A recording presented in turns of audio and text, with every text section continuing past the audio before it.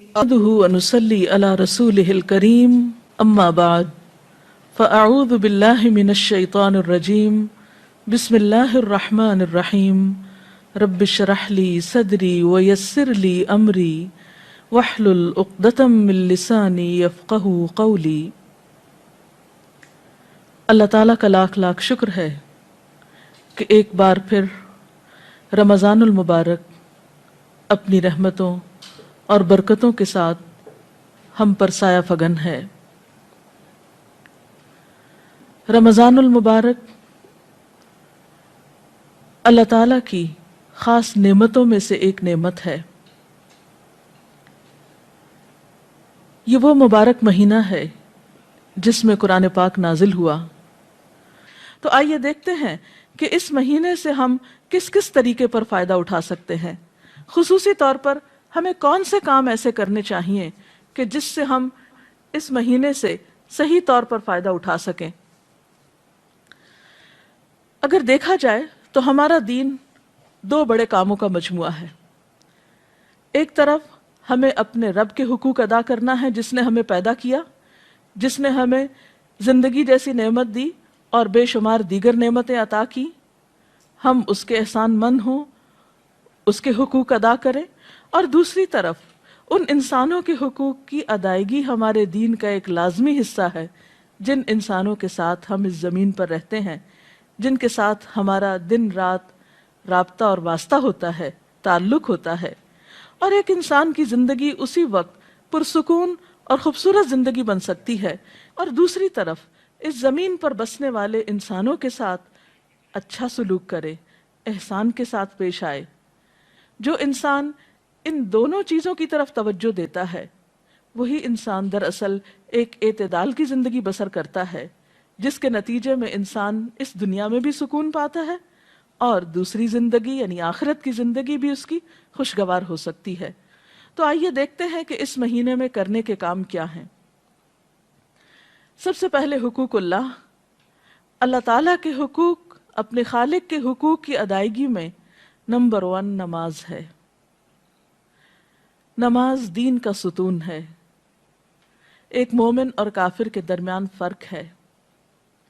نماز نبی صلی اللہ علیہ وسلم کے نزدیک آنکھوں کی ٹھنڈک ہے، اور یہ ایک حقیقت ہے کہ انسان کے لیے سکون حاصل کرنے کا سب سے بڑا ذریعہ نماز ہے، جس میں انسان پاک صاف ہو کر پوری یکسوئی اور توجہ کے ساتھ اللہ تعالیٰ کے حضور حاضر ہو کر اس کو یاد بھی کرتا ہے اور اس سے دعائیں بھی کرتا ہے۔ اور اس مہینے میں فرض نماز کے علاوہ خصوصی طور پر نوافل کا اہتمام ضروری ہے، جن میں خصوصاً رات کا قیام تراویح کی شکل میں یا پھر تہجد کی شکل میں،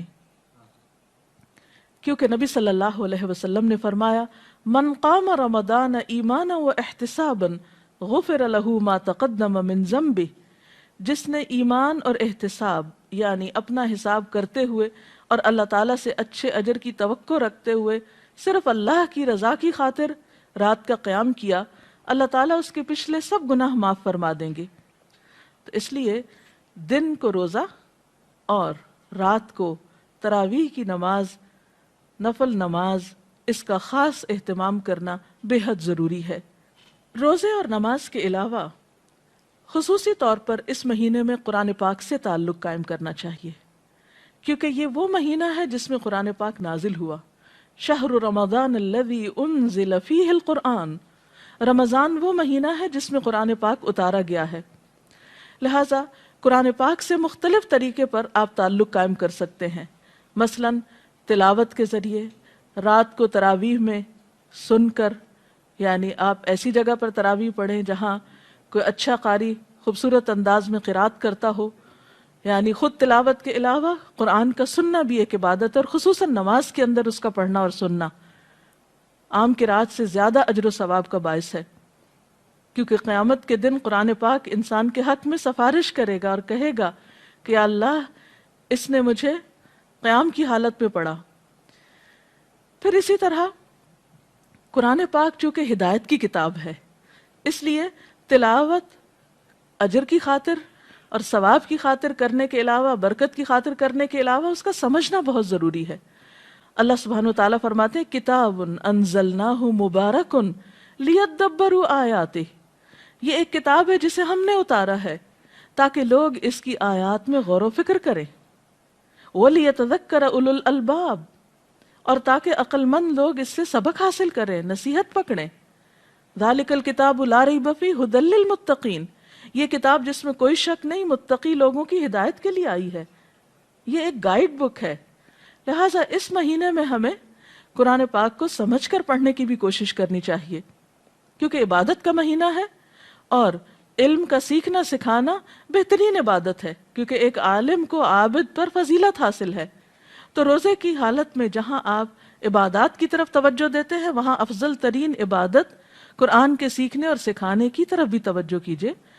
نبی صلی اللہ علیہ وسلم نے فرمایا خیرکم من تعلم القرآن وعلمہ، تم میں بہترین ہیں وہ لوگ جو قرآن سیکھیں اور سکھائیں۔ لہٰذا جو لوگ قرآن جانتے ہیں، یعنی اس کا ترجمہ جانتے ہیں، اس کا مفہوم جانتے ہیں، وہ ایسی مجلسیں قائم کریں کہ جس میں دوسرے لوگوں تک قرآن کا پیغام پہنچا سکیں۔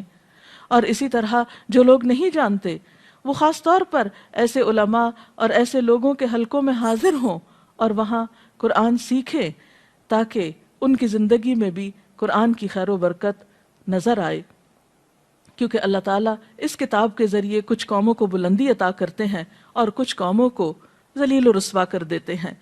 تو قرآن جیسی نعمت کے ہوتے ہوئے اگر کوئی شخص اس رحمت اور برکت سے فائدہ نہیں اٹھاتا تو وہ خود اپنا نقصان کرتا ہے۔ اور رمضان المبارک قرآن کی طرف رجوع کرنے کے لیے ایک بہترین مہینہ ہے۔ قرآن پاک کے ساتھ تعلق کے علاوہ خصوصی طور پر دعاؤں کا اہتمام کرنا چاہیے۔ روزے کی حالت میں دعا قبول ہوتی ہے، سحری کے وقت دعا قبول ہوتی ہے، افطار کے وقت دعا قبول ہوتی ہے۔ ایک حدیث کا مفہوم کچھ اس طرح ہے کہ افطار کے وقت کی دعا رد نہیں کی جاتی، اس لیے خصوصی طور پر گھروں میں خواتین اپنے بچوں کو، اہل خانہ سب کو افطار سے پہلے دعا کی طرف متوجہ کریں تاکہ ان برکت کے لمحات سے فائدہ اٹھایا جائے۔ اسی طرح قرآن پاک کی تلاوت کے بعد دعا قبول ہوتی ہے، جو عام دنوں کے مقابلے میں رمضان میں زیادہ کی جاتی ہے۔ پھر اسی طرح نمازوں کے بعد، نوافل کے بعد، یعنی بہت سارے مواقع آپ کو رمضان میں ایسے ملیں گے جو دعا کی قبولیت کے ہوں گے۔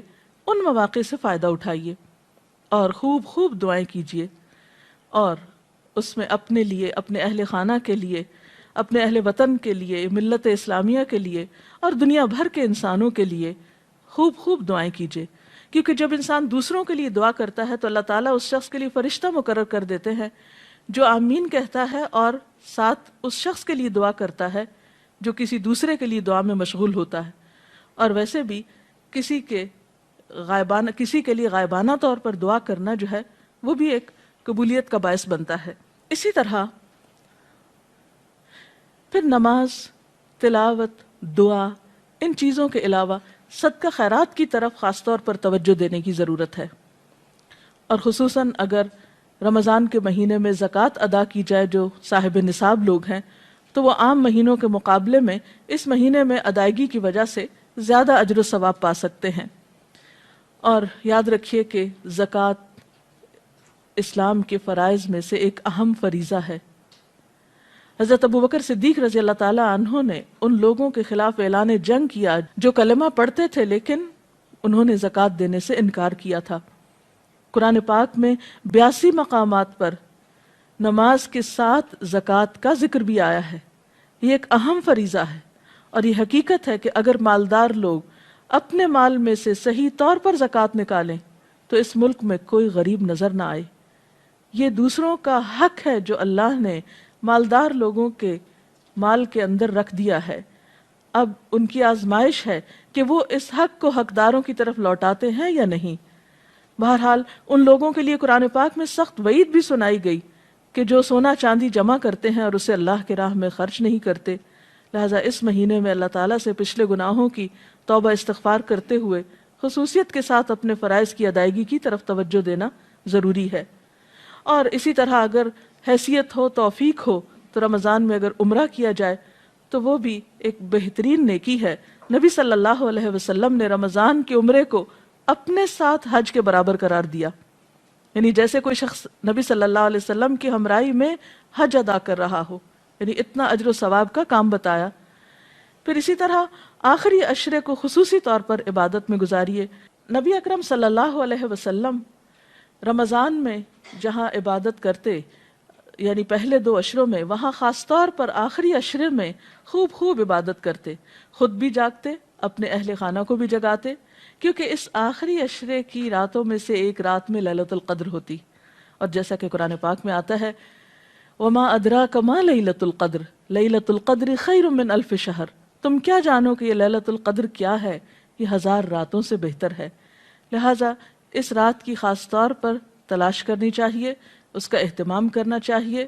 اس رات میں جو بھی شخص اللہ سے ثواب کی امید رکھتے ہوئے قیام کرے گا، اللہ تعالیٰ اس کے پچھلے سارے گناہ معاف فرما دیں گے.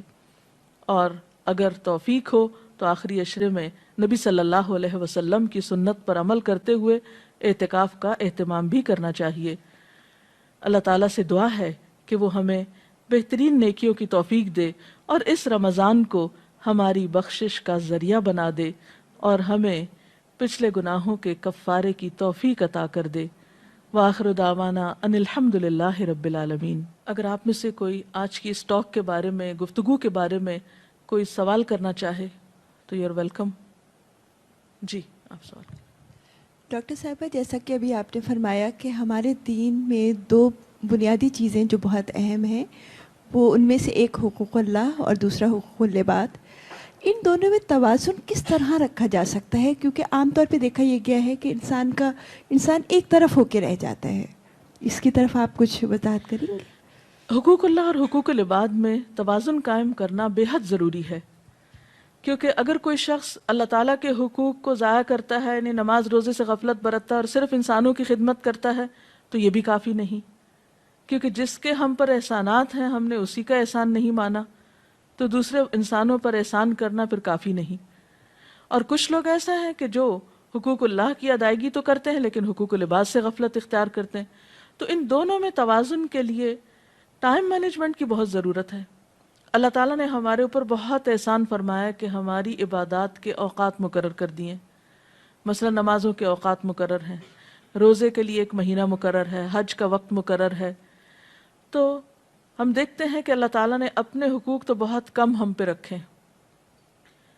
دن میں 5 اوقات میں نماز جو پڑھنا ہوتی ہے وہ ان کے اوقات اس مناسب طریقے سے رکھے گئے ہیں کہ ہمارے لیے کچھ بھی بوجھ نہیں ہے.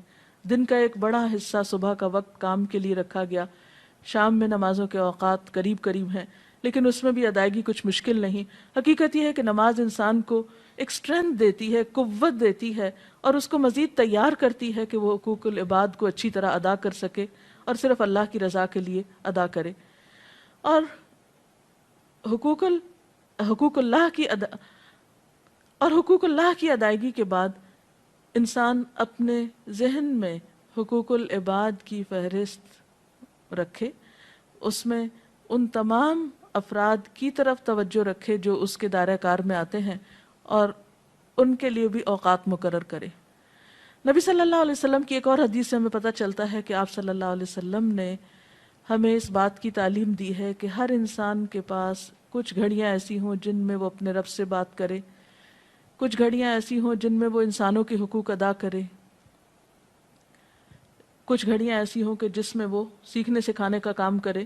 تو بہرحال ہمیں ان دونوں طرف ایکولی توجہ دینا ہوگی اور ان کے اوقات کی پابندی کرنا ہوگی. ہر شخص اپنی سہولت کے مطابق ایک ٹائم ٹیبل بنا سکتا ہے.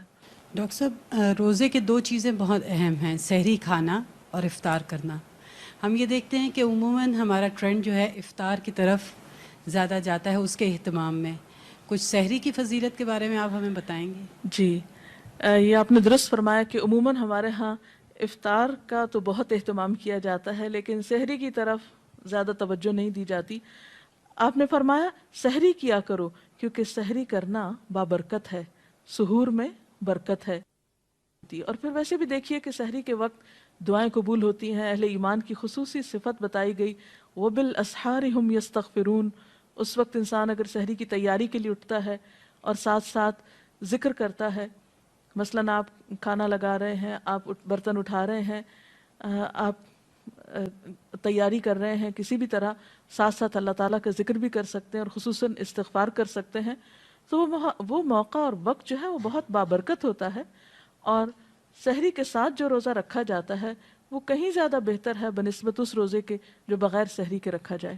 میرا سوال زکوٰۃ کے بارے میں تھا کہ رمضان میں زکوٰۃ جو ہم نکالتے ہیں اس کو رمضان کے مہینے میں حساب کر کے پورے سال میں رفتہ رفتہ اسپینڈ کر سکتے ہیں یا رمضان کے مہینے میں ہی پورا نکال دینی چاہیے؟ بنیادی طور پر تو آپ زکوٰۃ اس وقت نکالیں گے جب آپ کا سال پورا ہو جائے گا، یعنی ہجری کیلنڈر کے مطابق. مثلاً اگر آپ نے محرم میں کچھ سونا خریدا جو کہ نصاب کی حد کو پہنچتا تھا، تو اس صورت میں آپ کی زکوٰۃ اگلے سال محرم کی اس تاریخ کو ڈیو ہو جائے گی، یعنی آپ کو ادا کرنا ہوگی. اب ضروری نہیں کہ آپ رمضان تک 8-9 مہینے انتظار کریں اور زکوٰۃ روک کے بیٹھے رہیں اور پھر آپ رمضان میں بھی پوری نہیں ادا کریں اور پھر سال بھر تھوڑی تھوڑی ادا کریں، تو یہ درست نہیں ہوگی، یہ بات درست نہ ہوگی. اس سلسلے میں حکم یہ ہے کہ جب سال پورا ہو تو آپ زکوٰۃ نکال دیں، کیونکہ زکوٰۃ کا مال اگر آپ کے مال میں شامل ہوا تو آپ کے مال کو بھی نقصان پہنچا سکتا ہے. زکوٰۃ کی ادائیگی دراصل مال کی صفائی اور تطہیر کا ذریعہ ہے. اس کے لیے آپ ان ایڈوانس، یعنی مثلاً آپ کی اگر زکوٰۃ محرم میں ڈیو ہے اور آپ اگلے محرم تک سال میں پہلے ہی تھوڑی تھوڑی ادا کرتے رہیں، تو وہ زیادہ بہتر ہے بنسبت اس کے کہ آپ سال بھر گزر جائے اور لوگوں کا پیسہ آپ کے مال میں باقی رہے اور آپ رمضان کا انتظار کرتے رہیں، تو صورت میں یہ درست نہ ہوگا. ہاں یہ ہے کہ آپ رمضان میں ان ایڈوانس زکوٰۃ دے دیں اور محرم میں جب آپ کی ڈیو ہو تو اس وقت تک آپ اپنے فریضے سے فارغ ہو چکے ہوں، تو ایسا کیا جا سکتا ہے. اس کے ساتھ ہی ہمارے آج کے پروگرام کا وقت ختم ہوتا ہے. انشاءاللہ اگلے پروگرام کے ساتھ حاضر ہوں گے. وآخر دعوانا ان الحمد للہ رب العالمین. اللہ اکبر اللہ اکبر لا الہ الا اللہ واللہ اکبر اللہ اکبر وللہ الحمد.